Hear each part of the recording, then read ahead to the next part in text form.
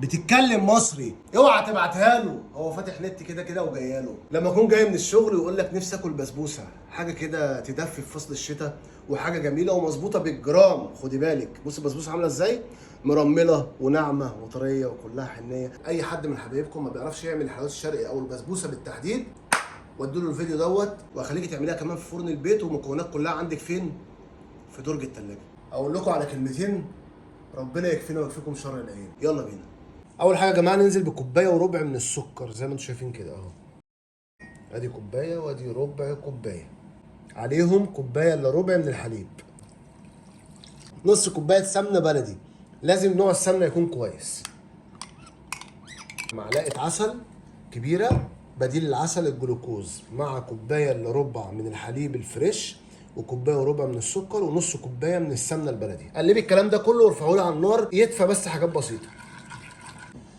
عندنا بقى يا جماعه دقيق السميد او السمولينا او دقيق الفرخه، هنستخدم كل المعيار عندنا بمقاس واحد، بمج واحد اللي هو بتاع الشاي زي ما انتم شايفين كده، او كوبايه واحده. هننزل بثلاث كوبايات بمعيار بالظبط نص كيلو، تمام. اتنين، ثلاث كوبايات. كل كوبايه دقيق سميد بتاخد معلقه جوز الهند. ادي واحد، اتنين، تلاته. قلبي بقى الخليط الجميل ده كده كويس مع رشه صغيره من الفانيليا اهو. حط بقى ذره ملح صغيره عشان خاطر بس ايه تبين الطعم والنكهات، وتعمل معادله كده للسكر اللي احنا حاطينه. واللي بنى مصر كان في الاصل حلواني، حلواني ومصري ودمه خفيف كمان. عندي الخليط السائل هنا زي ما انتم شايفين كده بقى تمام التمام. السمنه يا دوب ساحت بس. انزلي بالخليط كده كله مره واحده. اسرار المحلات هنا في البوله دي، تقليبه بسيطه كده زي ما انتم شايفين يا جماعه. السميد اتشرب كله بالسمنه البلدي. هنجيب بقى الصينيه بتاعتنا الجميله اللي احنا دهناها مع بعض من شويه، افردها كده. عندك بقى بندق ماشي، عين جمل ماشي، سوداني زي ما انا هشتغل كده شغال.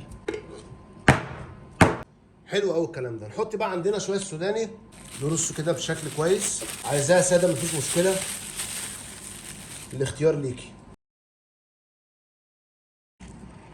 وزي ما انتم شايفين يا جماعه ما شاء الله شكلها روعه الروعه. خدوا بالكم هنا محطه، لو احنا عايزين نحط الصينيه ديت في التلاجة، وخليك انت اشطر مني واعملي كده، حطيها في التلاجة ساعتين ثلاثه قبل ما تخش الفرن، والله العظيم هتلاقي نتيجه 360 درجه مختلفه خالص عن اي بسبوسه عملتيها قبل كده. حطيها في التلاجة وبعد كده تخرج على الفرن درجه حراره 180.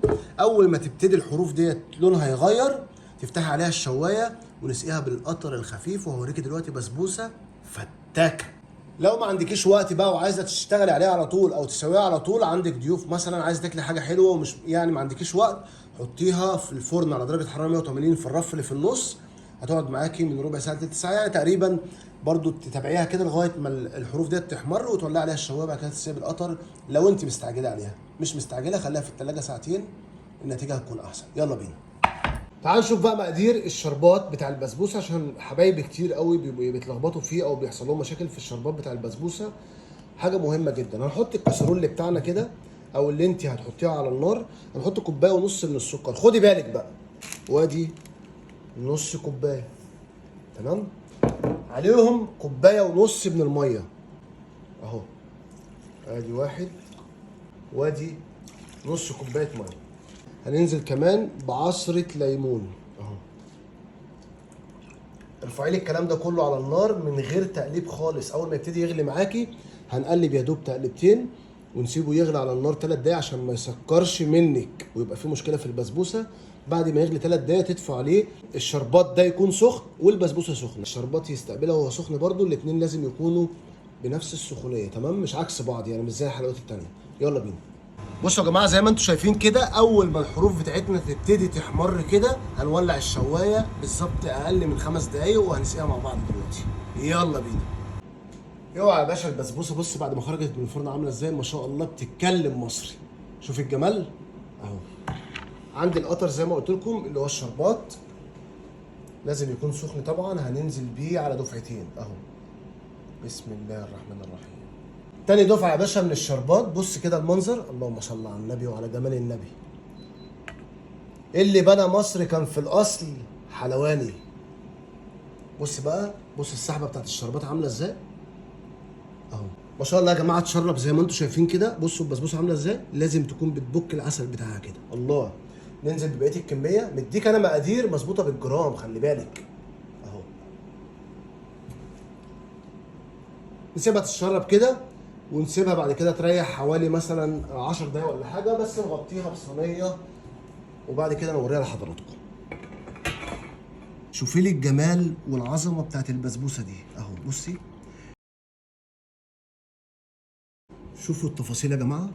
تعالوا نشوف كده قطعه البسبوسه اهو. ناخد واحده كمان.